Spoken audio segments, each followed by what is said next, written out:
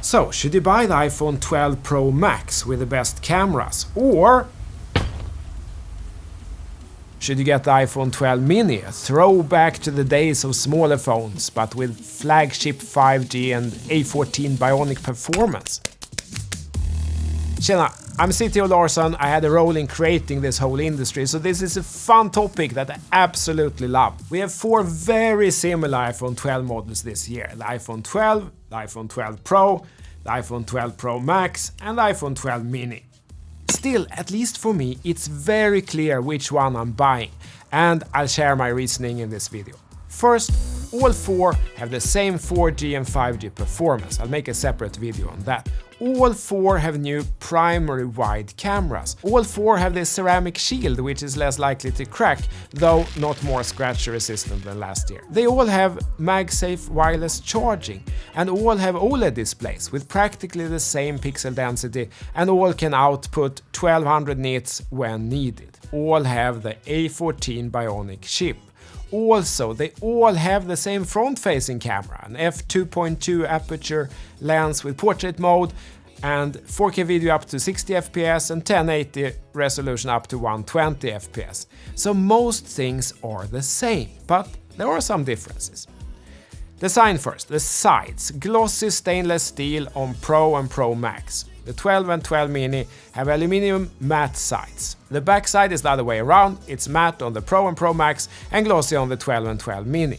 And of course colors are different. Moving on to the back cameras, here things start getting interesting. But where it isn't interesting is the ultra wide, because that also is the same camera exactly on all 4 models. The ultra wide has an f2.4 aperture lens and a 120 field of view. That's huge. It's about 13 to 14 mm equivalent, a 5-element lens. The ultra wide cameras doesn't have any optical image stabilization. It's software only. That works fine when the shutter speed is very fast, because then you can align the frames in software almost perfectly, actually almost better than the optical stabilization. But that works only when the shutter speed is fast. If it's slow, you get motion blur within the frame, which you can never correct in software. Still, it's for the ultra-wide camera, which looks more stable just because it's a wide angle. These are 1/3.6-inch sensors. The primary wide camera is different between the models, but still not that much. It's still the same f1.6 aperture, 7-element lens for all 4. That's 26 mm equivalent. For the 12 mini and the 12 Pro, the size of each photo site which collects photons is 1.4 microns wide. That is one of the differences to the Pro Max. Each photo size is a little bit bigger, it's 1.7 micron. And since it's bigger on both sides, if you multiply to calculate the area, you get that that's 47% bigger.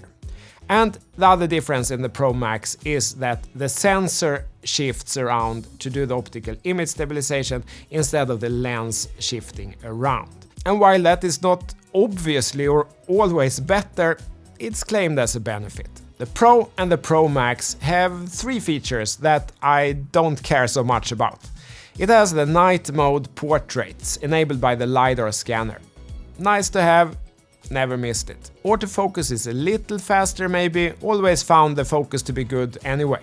Overall, the LiDAR scanner so far has been a huge disappointment. It helps with autofocus, but it didn't give the blurred video background, which I actually thought they would build in this version. It has HDR video recording with Dolby Vision up to 60 FPS, while it's only 30 FPS on the 12 and 12 mini, clearly just disabled on the non-Pro. Not a huge deal. It's a bit early with the Dolby Vision workflow anyway, at least if you edit the videos traditionally afterwards. Then comes 3 features that I do care about.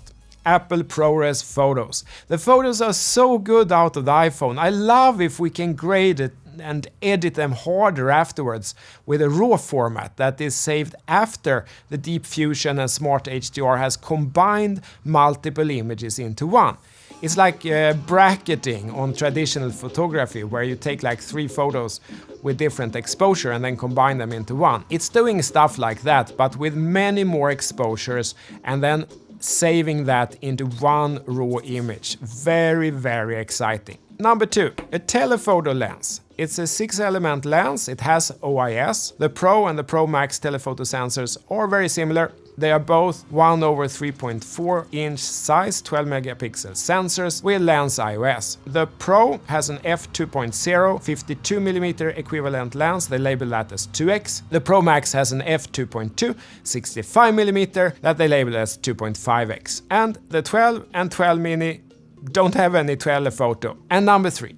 As a consequence, there is a 2x portrait mode. I don't know about your girlfriends or wives, but if you take a photo near the face, it gets distorted. You get this effect. What is closer to the sensor becomes bigger. So with a wide angle, you get kind of a stretched, weird looking face where the nose gets bigger and the rest of the face smaller. It's not flattering on most people.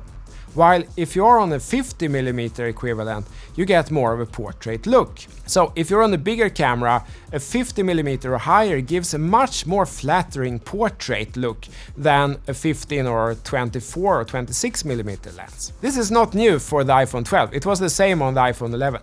Look here on the iPhone 11 Pro. If you select a 1x portrait mode, the camera is using the wide primary lens to actually capture the image and the wider, which is then the ultra-wide, to figure out what is the background. If you cover the wide, the picture goes away. If I cover the ultra-wide, the blurry background breaks.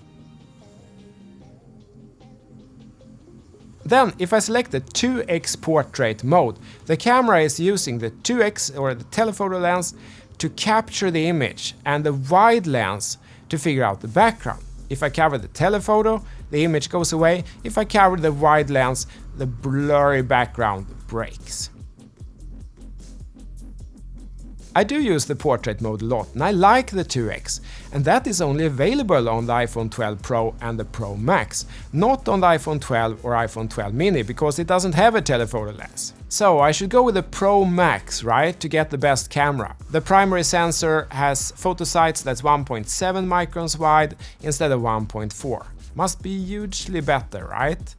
It doesn't to the degree that I thought it would if you're a pro.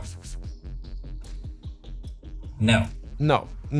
So as others have established already, the difference is not as big as many thought it would be. That's also the conclusion from actual measurements. And I don't like the form factor of the 12 Pro Max. I feel that it's bigger in the pocket than necessary, very difficult to operate with one hand, and no benefit really. When using the device, if it's a 6.1 inch or 6.7 inch screen real estate, it doesn't really matter to me. That's a 10% diagonal difference or a 20% area difference only. If I want bigger field of view, I want 2 times 27 inch screens, which is 40 times bigger, or at least my 16-inch MacBook Pro, which is like 6 times the size. I won't be picking the mini or the plain iPhone 12. It doesn't have the raw photos, it doesn't have the 2x portrait mode, and I won't pick the Pro Max because the camera benefits are too small and I find the form factor too big for me. Now, what about battery life? This is different between the models. I've researched multiple tests and this seems to be the conclusion in relative terms. 12 mini 7.5 hours, 12 8.5 hours, 12 Pro 9 hours, 12 Pro Max 11 hours. Of course, this depends on what you do with the phone, but in relative terms compared to each other, these seems to be the ratios. That is a lot less than the 11 Pro last year on 4G.